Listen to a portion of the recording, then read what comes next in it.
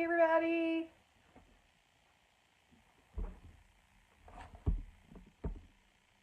How's everybody doing?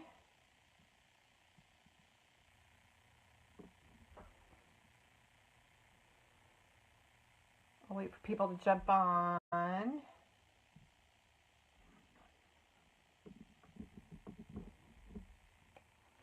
I am Blair Stalker of Wise Craft Handmade, and this is actually number 5, I think, of our Stitchalong Facebook Live sessions, and this is the last one. I hadn't planned on doing more, but I also had not planned on getting so deep into designing my project. This is the original project, which just our spring Posey wool felt applique. So the original project is sewn into a banner, but for my new version of the project, I'm actually going to wrap it around a canvas. So I have to tell you guys, I have had so much fun stitching this project. I don't know why it's so much more fun this time than last time, probably because I'm doing it with you guys, but I'm also trying some new stitches and things like that, and so I'm super excited. And so I'm not finished yet. I'm not finished with my project. I'm still working on it. I will show it to you before we start stitching on it. So I'm still working on it, and you may see a couple of changes from the last time that you saw it. I made a couple of design changes, so I will I'll let you guys know what I did when we start to do it, the stitching part. But I've had a really good time. I hope you guys have had fun, and hope you've learned a few things.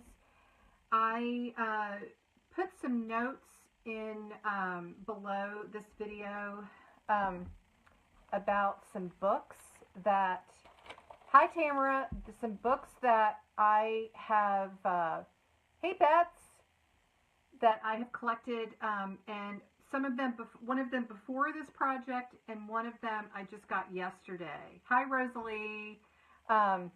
And I wanted to share them with you because if you guys are as into this as I am and having as much fun with this as I am, you may be very interested in these books. So the first one is by Sue Spargo, our embroidery hero. This is called Stitches to Savor, and there's a link below. This is not a project book. And let me show you a couple of pictures. This is really a book for inspiration to pull out and look at. Let me get a good page that you can see. This is really a book that you can pull out and get some inspiration from. She's not going to teach you stitches, individual stitches, but most of these stitches, honestly, you probably already know. It's going to show you details of a lot of her work. And what a beautiful book to flip through if you're looking for some inspiration for stitching our project. Like, you know that those are French knots and things like that. So anyway, this book, Stitches to Savor, is a beautiful book if you're looking to have something like this in your library to look at. The other one, I ordered this one the other day, and I just got it yesterday, and it's just so fun. This is The Geometry of Hand Sewing by Natalie Channon, and you guys may be familiar with her work and her company, Alabama Channon. She's got other books that she sews some beautiful garments. Oh, good, Brenda. I'm glad you're having fun. I had no idea I was going to have so much fun with this, but maybe, I think it's because I did it with you guys. It's just fun to share it and, you know, learn some stitches at the same time. And, oh, Rosalie, you have both of these. They're such good books. So this book, it really goes over a lot of similar stitches to what we've learned from Sue.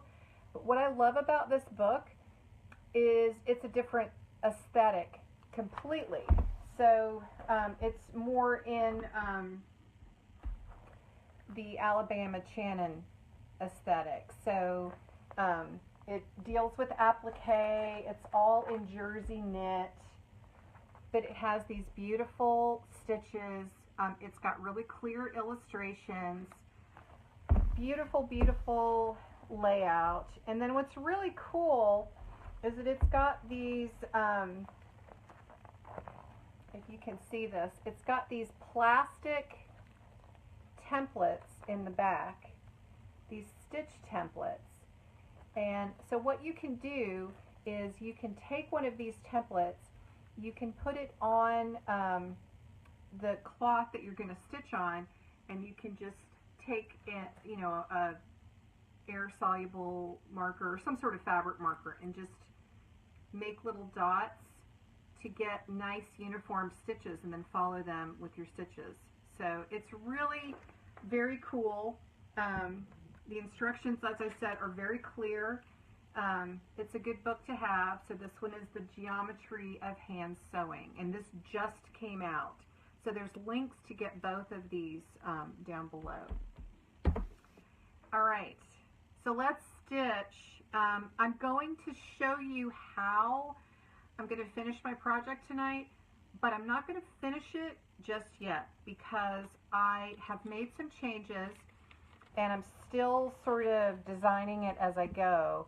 So we'll go over that too, but I'm going to show you what I did, and then we're going to go over how I would finish it. If you are finishing your piece as the banner, there are instructions for stitching the banner and creating that in the pattern, in the PDF pattern. But if you are, like myself, going to wrap this around a canvas to hang it on the wall, I'm going to show you, not actually do it, but I'm going to show you how I do it, or how I plan to do it, in case anybody's interested in that. So with that said, I'm going to flip the camera around.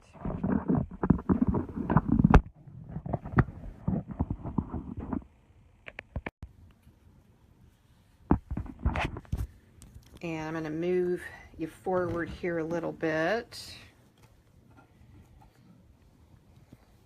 So you can see I've kind of got my station set up here.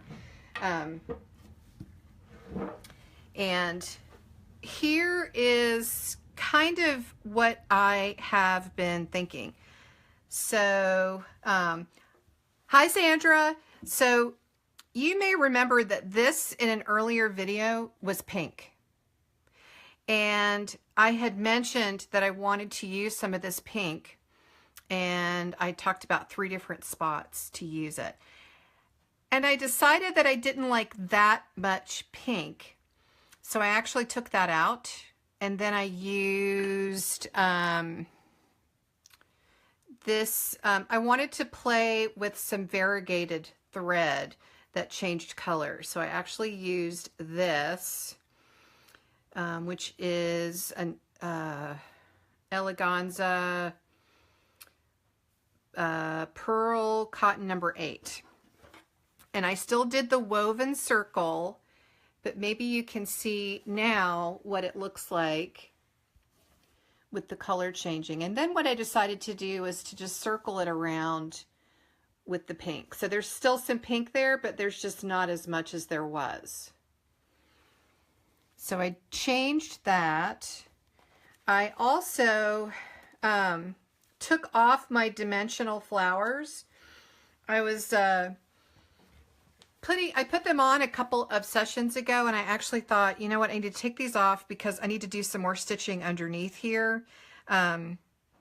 So I want to put them back on, but I'm not sure where. So I still have them. They're still right here. So I'll put them on there at some point. Let's see. So I added some, this is a bullion knot that I added, if you can see that, around the edge of that. I added a fly stitch to this leaf and the other green leaf, and I actually need to add it over here to this green leaf. And I want to do some sort of outlining around these guys. When I started outlining the stitches, when I started outlining the leaves, I really liked the way it gave a lot of dimension. So you can sort of see I was playing around with the little pink here. I added in, I think I showed you guys this piece of wool from last week. I got it in the mail from Denise Schmidt. And so I just decided to sew that in, but I have to secure them down unless I'm going to make them dimensional. And what I mean by that, let's look back at the original project. There are some dimensional leaves in here that I just secured at the stem and left them sort of peeking out. So that's another option too. You would have to make sure that the type of wool that you use won't fray, because you're not really going to finish the ends. So if you have like this is some of that industrial wool that I have. So you could use that as well. But I put those in because I liked the color. This guy right here, this sort of came about because I took one of the flower shapes in your templates. So it is flower number 3. So it started out as this guy right here, flower number 3. I cut it and I didn't have room for it. So you know what I did? I cut away part of it and started layering because I wanted a little more blue. I layered it with one of the little circles. So I put that on this morning when I had a chance to play with this. So now I have to stitch those down and decide, you know, what sort of stitching I'm going to do with those. And let's see what else I've done. Well, I think I put a picture in the Facebook group of this guy. I believe this is, you guys help me remember what this stitch was. It starts with a back stitch. It's like a woven, is it like a palestrina? Anyway, it's the blue woven through the green back stitches. So I did that. I need to add some more little bullion knots here. I really like these bullion knots. And I think I'm just practicing those a lot because I really like them. And then this guy. Where did these come from? Beads. So I don't know if you all are familiar with a online bead store called Fusion Beads. If you have never looked online at fusionbeads.com and you're interested in beads, you have to check it out. They are based here in Seattle, and they used to have a retail store, and boy, was that dangerous. So I have tons of beads. This is literally just like a 1/16 of the beads that I have. So I pulled out some, and I think somebody was adding some beads to theirs in the Facebook group, and it looks so pretty. So I pulled out some of these guys. I've got some vintage trim that I might try to use, made with bugle beads. I've had it for a long time. These are sequins. I wasn't sure if I was feeling the sequins on mine yet, but you never know. There's some fun colors of sequins. Anyway, I started with these little gunmetal beads of all different sizes, and these are so easy to attach. I think you really just need to make sure you have a needle that will go through them, and I think I used most of these, I think I used my quilting needle, and as long as it will go through there, you can just sew it on. So again, just remember your odd numbers. So yeah, that's what I've been doing. So I may add some stitches around the outside of the beads. I may add some more beads. I may add some beads out here. I'm not really sure, but I like the way it looks. But adding beads right here means I'm going to have to add beads someplace else. I'm not sure where that's going to be, but I mean, it could be like a bead on the outside of this blue flower. It could be all sorts of things. It could be, you know, a bead at the edge of each of these petals. So I'm not sure yet, but I think while we're together tonight, I'm going to stitch the fly stitch here, and maybe I will add,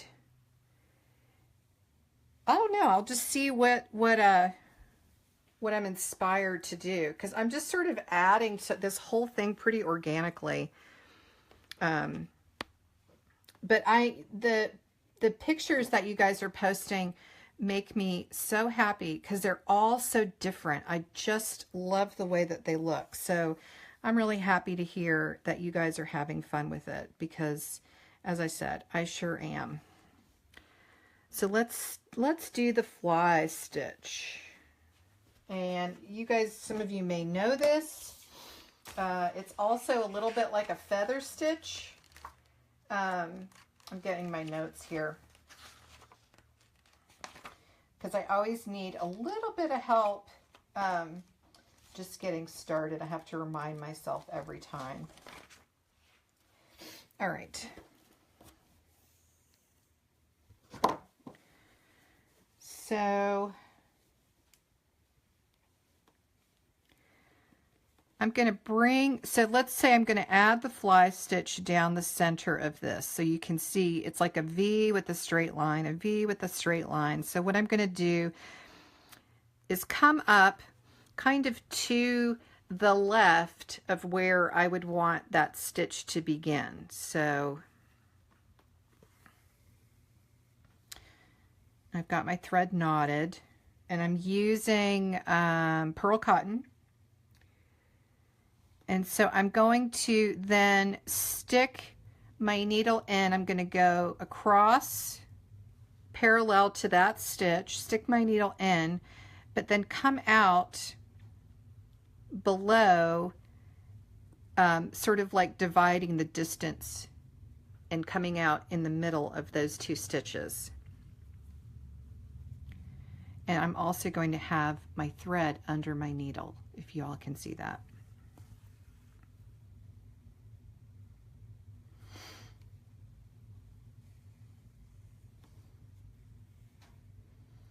So now I have the V. So now I'm going to need to make the little long part, the little tail. So to do that, I'm going to decide how long I want it. And you could make this long, you could make it really short. I'm going to do it about right there. I'm going to put my needle in directly under where the last thread came out, and then I'm gonna like sort of position myself to make the next V. So I'm gonna come out in line with the one up here that I started with, unless you decide that you want to make the next V larger than the one before it. In that case, you'd move over just a little bit. Hi, Glennis. So I'm gonna pull that out, and then what I'm going to do is, just like before with my thread down, I'm going to come over to this side. I'm going to make another stitch just like I did with the last one, and I'm going to come out right in that spot where the bottom of the little tail is. And I'm going to have my thread underneath my needle like this. Whoops, somehow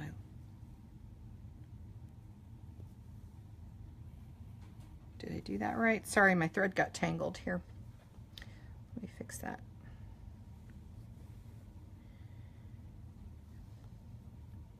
There we go.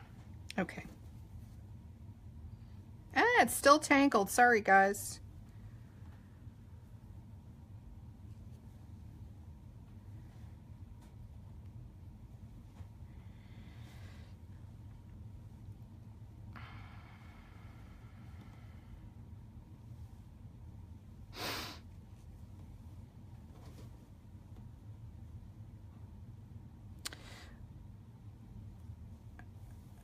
Sorry, I'm having thread problems here. Let me just untangle my thread and try that one more time. Sorry about that.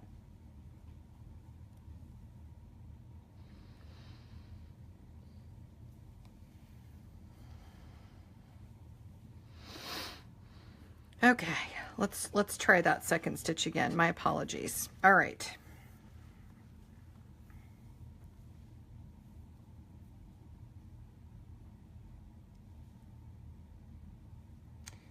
Thread my needle.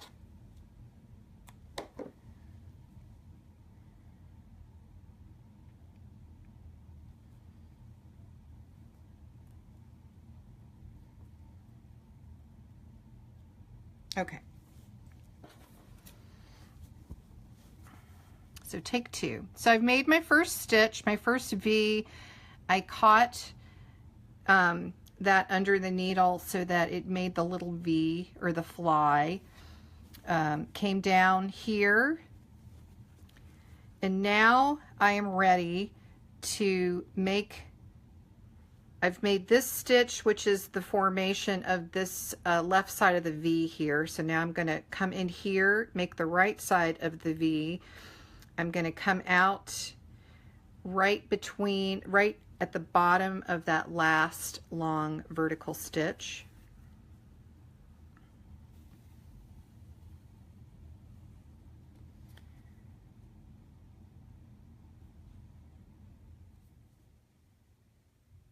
So there's my V, my new V, and then I'm going to come straight down like I did the last time.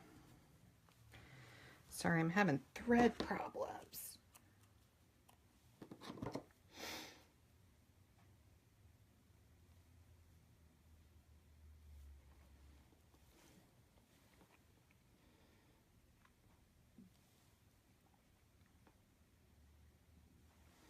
Okay.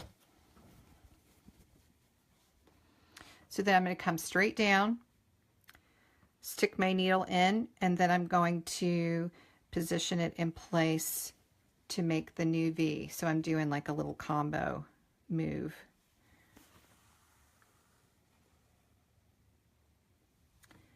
And then coming through on the right hand side, coming out the bottom of that vertical stitch. Try not to bring up all of the wool with me. And then straight down.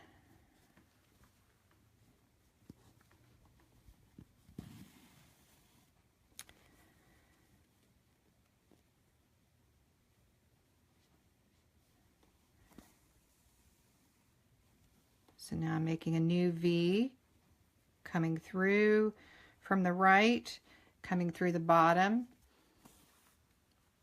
It's probably easier to see it when I'm going a little bit faster like I am now, so hopefully it makes sense. For those of you that are not familiar with this but you want to try it.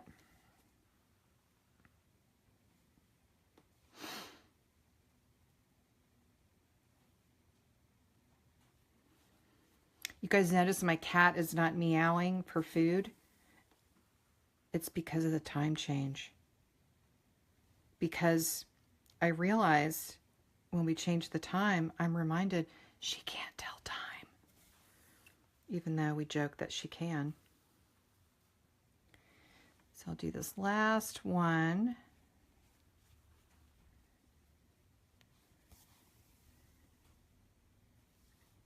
And that'll be it for that one.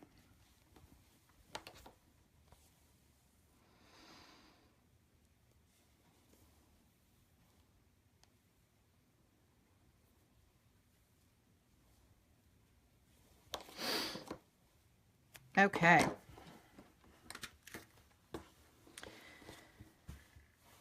So I really like the way that fly stitch looks on those. So I think those are kind of done. I mean, I really like outlining. I may try to outline them a little bit more, but I also like them not outlined as well. So we'll see. I don't know. So I think what I'm going to do now,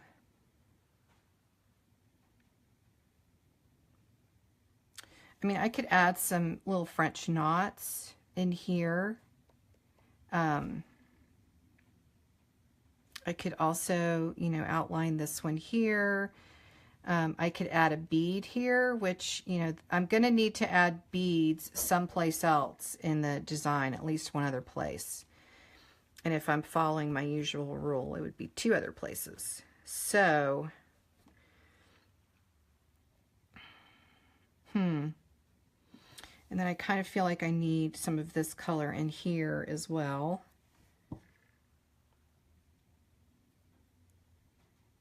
So maybe I'll do,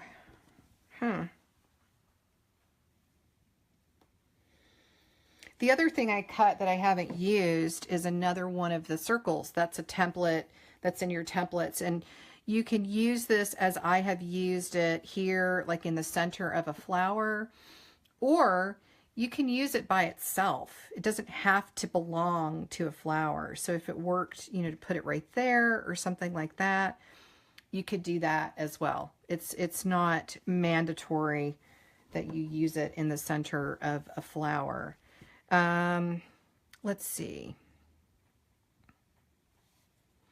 Maybe while I'm thinking about what I'm going to do, I'll stitch this guy down. Let's see.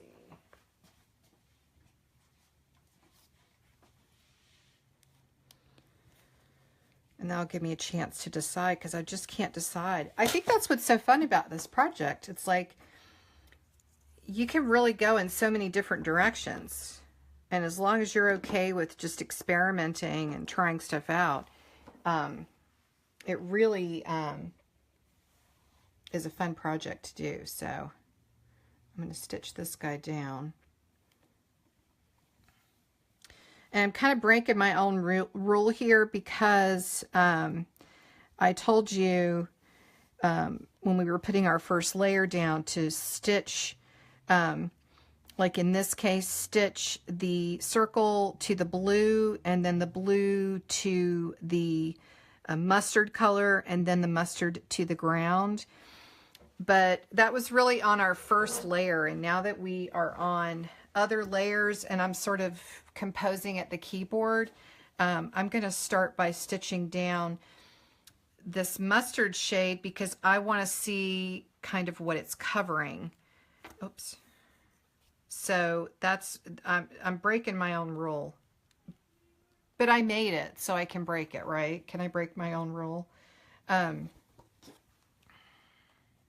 I'm going to stitch this mustard area down just to kind of see, because I'm going to lose some of my shapes, but I don't really think that's anything I'm too concerned about at this point.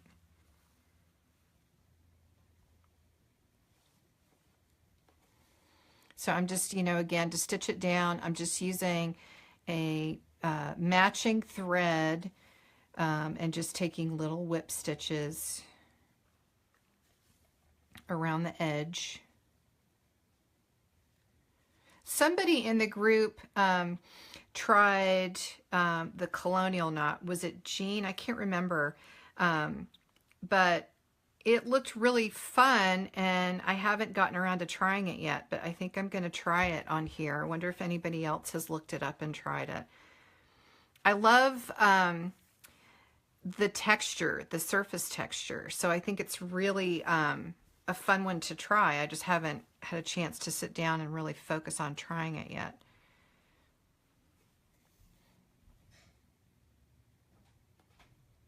Hey, Barry.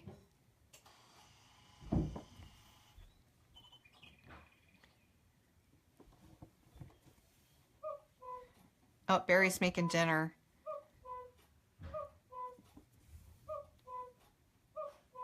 So I'm stitching, and I'm going to sort of peek under here just so I can make sure I get... Oh, Rosalie, you've been using the colonial knot. Okay. You guys have convinced me. I just need to try it. Everybody's, when they try it, then the French knot. So is it just because you get more consistent results?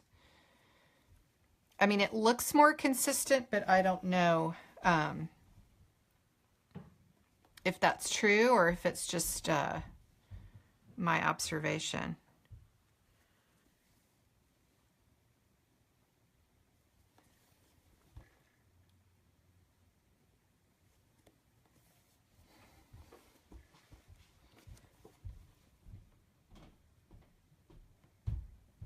So I'm going to need to figure out a way to really add some dimension and really kind of make these gray leaves pop a little bit more. And I don't think it's going to take a lot. I kind of don't want them to be too contrasty, but I want them to show up. So I'm thinking about that too. And I want them to show up without me having to go out and buy more thread. Although thread's fun to buy, but I do have a lot of thread.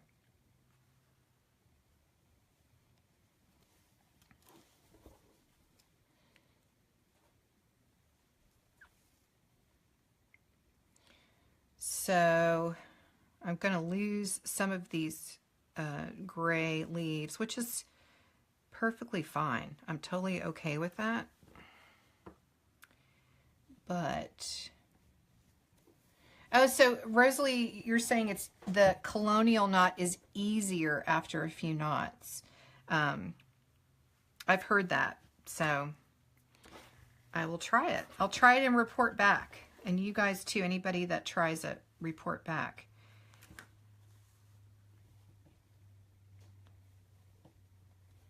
I know my friend that was trying to teach it to me, I actually videotaped her doing it so that I could go back and watch it. And she said that she just loves it. Like since the day she started doing it, now she just loves it. So if you guys say so, I'm going to do it.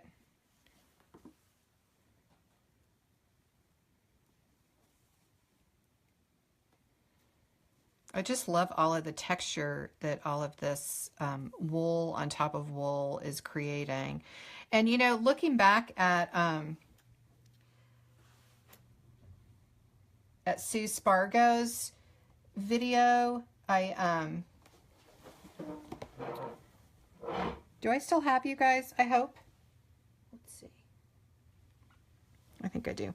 Okay. And looking back at Sue Spargo's work, you know, we could easily add in little fabric needle turn applique pieces. Oh, Jackie tried it. Yeah. I think it's going to be the way to go. The colonial knot. I think 2018 is going to be the year of the colonial knot. What do you guys think? That's what I think. Bringing back the colonial knot.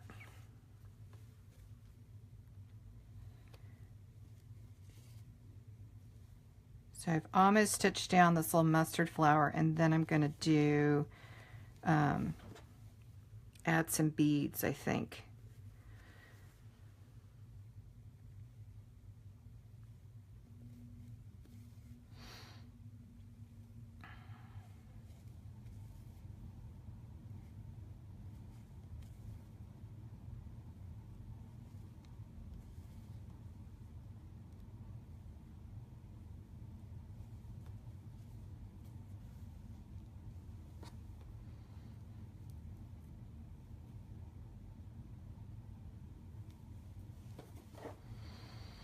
And the rest of these little pieces are glued down, so I'll go back and stitch those on next.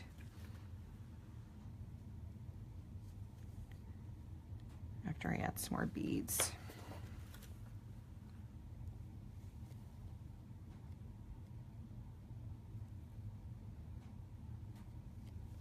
All right. So I felt like when I was adding beads, I felt like I should stick with one color. Maybe like vary the sizes, but stick with just one color.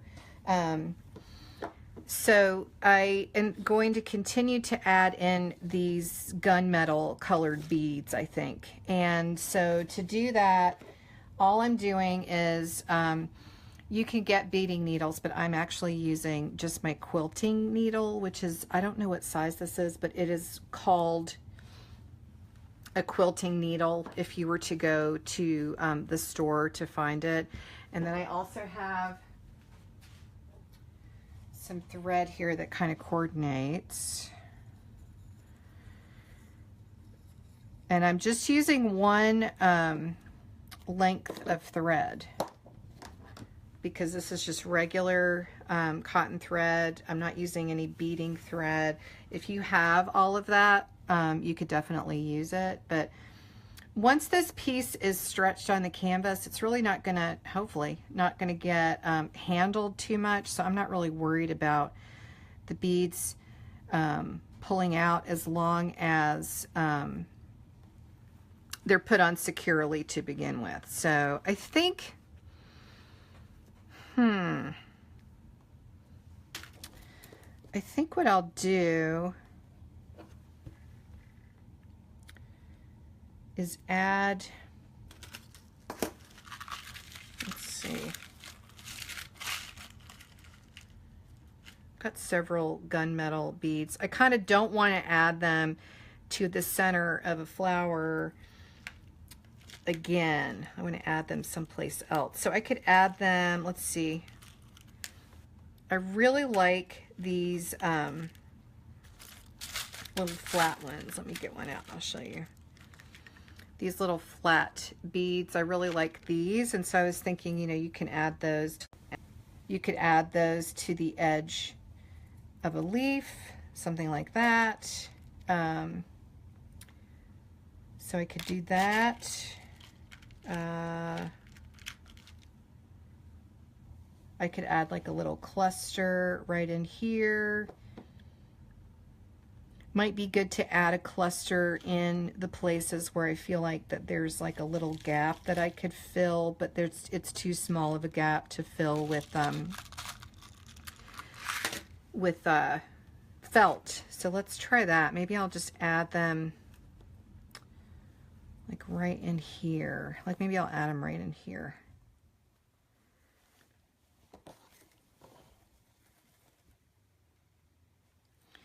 I'm just going to take a little anchor stitch here just to make sure that's in there. And then I'm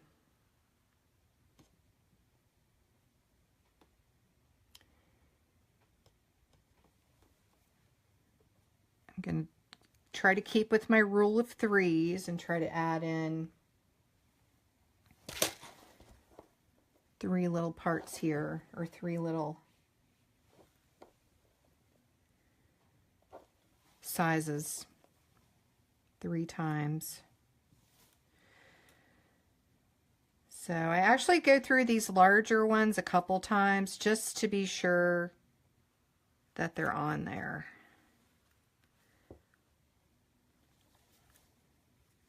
So I went through that 2 times, and now I'm going to add some smaller ones around it, I think. So I'm going to add one of those little flat ones I was showing you. So I'm just putting it through the hole. And then what I'm doing is kind of going around 3 or 4 times. So I secured it down on one side, and you could absolutely just, with a bead like this, you could absolutely leave it sort of poking up like that, but I kind of like them laying down. So I'm going to go back through it a few times.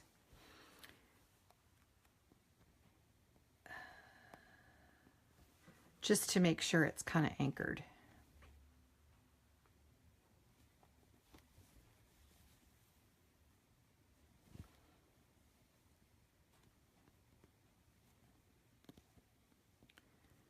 And I if you can see this, your eyes are a lot better than mine, and I apologize. Everything's kind of muted. So that's 3 times I went through. Now I'm going to go through one more. So I kind of just divided the size of the bead into fourths and just sort of went all the way around. So you could do that with contrast thread if you wanted to, or embroidery floss, and it would probably be really pretty. So now I'm going to add, let's see, I've got these sort of faceted beads, if you can see that. So I think I'm going to add one of those. This one I would only need to really go through once. And I've also, you know, for projects like this, I've added pearls from necklaces before. Just like a thrift store necklace. If you find one that the beads that you like, you can absolutely just take it apart. I did a whole class on that on Creative Live, as a matter of fact. So I'm going to add another sort of mid-sized pearl, black pearl in here. So I'm liking the way these are looking in clusters, so I'll probably keep doing clusters. I'm gonna go through this one again too, just to make sure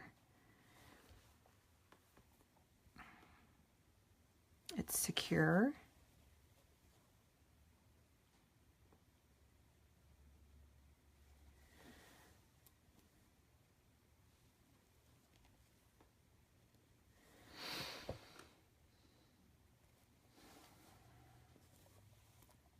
So I think that looks pretty. I like that. So I'll probably decide if I'm going to add more. I'll probably add just a few more just to fill in there. Then I might add some over here. But that's the general idea. I think I'll keep all of my beads the gunmetal color, and just scatter them around. So I still have quite a bit of stitching to do. Like I said, I'm going to add things here. I'm going to add things around this flower, add something around this white flower. I need to find some way to define these gray leaves. Maybe go up the vein of that one. So I've got a little bit more stitching to do, like another evening, couple evenings. But tonight, since this is our last Facebook Live, I was going to sort of talk about how I am planning to finish mine, so that any of you who are planning on doing the same could see what I'm planning. I can't actually do it, but so I think you guys may remember that I found a canvas, a stretched canvas that my kids had from ages ago, and I wanted to use this one. It's a 12 by 12. So I was thinking I could use it.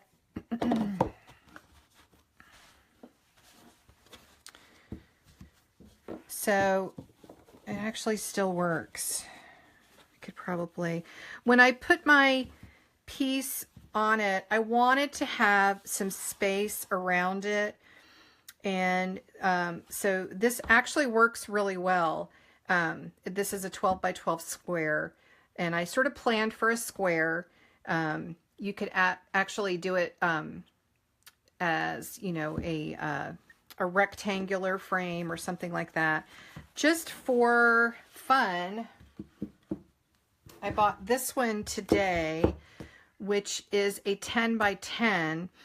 What I liked about it, other than the fact that it was a little bit smaller and I wanted to see what my choices or which looked better, I liked the wide profile, and I believe the profile is, it looks like it's an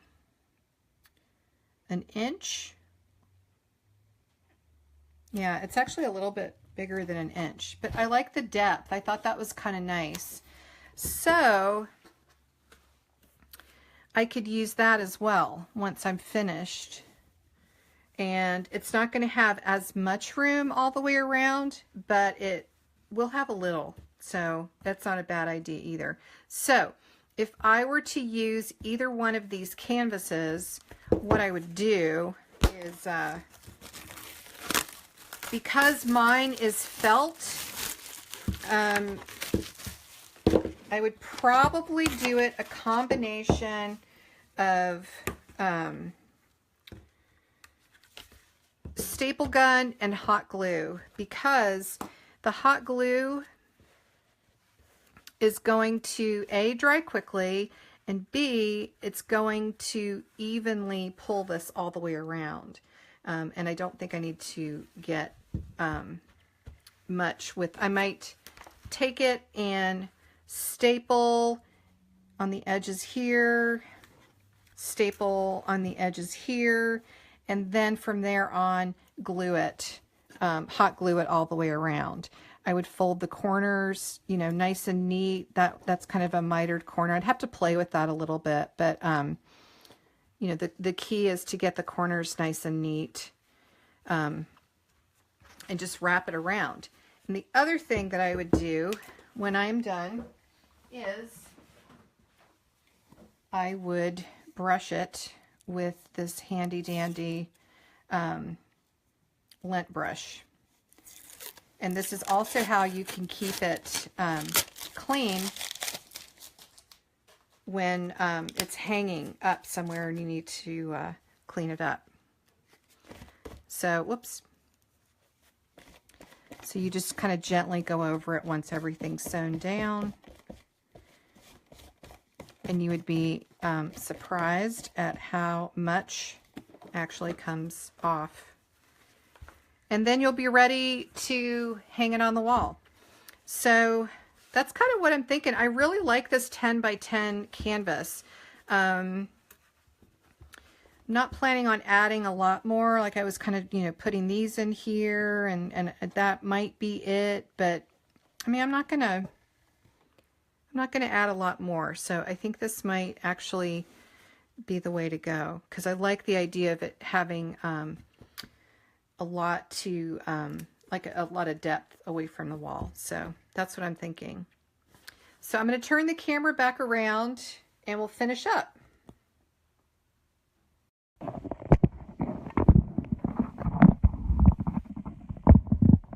Canned air would absolutely work, Jackie. Especially if things are sewn down well, I think canned air would work really well. It does tend to, you know, be a little strong, but yes, absolutely, just be careful with it. I think it would definitely work. So what I'm going to do is continue mine, and then I will post pictures of my finished piece. And I might jump back on like a week from now or something and just show you my finished piece. But in the meantime, I want you guys to continue working on yours as well. And don't forget that on April 1st, I plan to draw a name of one person who's finished theirs and post it, because I have a whole box of goodies to send to you. And I would love to do that. So that's just motivation to get us to finish it. If you're on Instagram, post your picture and just hashtag it Wise Craft Stitchalong. And if you can, tag me, because I can't always see them the way that their algorithms work. I might not see it right away. But yeah, finish them up. I will draw a name, and if you have questions, just post them and I'll answer them. I'd be happy to answer them. And we're going to do another one of these. It won't be right away, but it's going to be soon, and it's going to be awesome. And it's going to be a totally different project, because I love this whole way that we learn together on these projects. It's really fun for me. I hope it's fun for you. And I look forward to announcing what that is, and we'll I'll give you the details. and hopefully you'll join in. All right, so that's it for tonight. Thank you all so much for joining. I enjoy stitching with you, and like I said, I've had a blast with this project. So there won't be any more Facebook Lives. I'm done with it for now, the Facebook Lives, but I will still keep posting the images of my project as I do it, and I hope that you will too, because it's so fun to see everybody's, they're all so different, they're all so colorful, and makes me very happy. So anyway, thank you all so much. Happy stitching, and I will see you in the Facebook group, all right? And if you get those books, let me know, because they're really good, all right? Thanks, you guys. Have a good night or good day. Bye.